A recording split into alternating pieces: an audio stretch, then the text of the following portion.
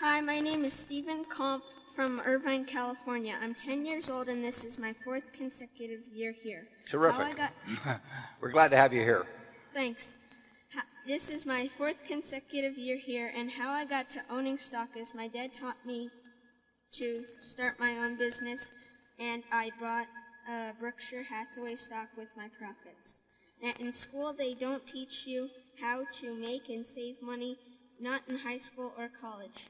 So my question is, how would you propose to educate kids in this area? Well, that's a good question. Sounds to me like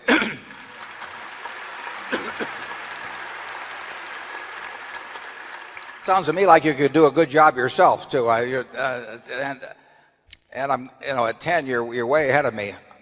Unfortunately, I didn't buy my first stock until I was 11, so I got a very slow start. And it's, what it takes really is, and you find it in some classrooms and you don't in others, but it takes teachers who can explain the subject.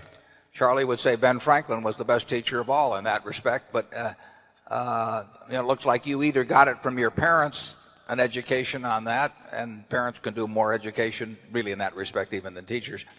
But it's, I get a chance to talk to students from time to time, and one of the things I tell them is, what a valuable asset they have themselves. I mean, I would pay any bright student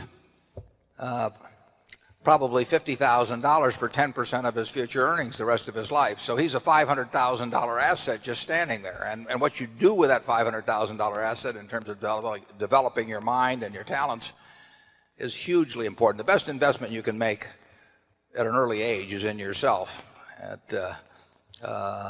And it sounds to me like you're doing very well in that respect. I congratulate you on it. I don't have any great sweeping program for doing it throughout the schools, though.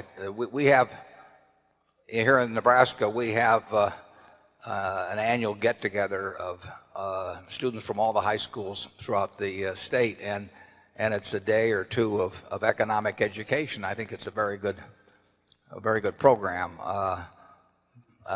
But I think if you just keep doing what you're doing, you may be an example to other students. Charlie? Well, I'd like to interject a word of caution. You sound like somebody who's likely to succeed at what you're trying to do, and that's not always a good idea. If all you succeed in doing in your life is to get early rich from passive holding of little bits of paper, and you get better at only that for all your life, it's a failed life. Life is more than being shrewd at passive wealth accumulation.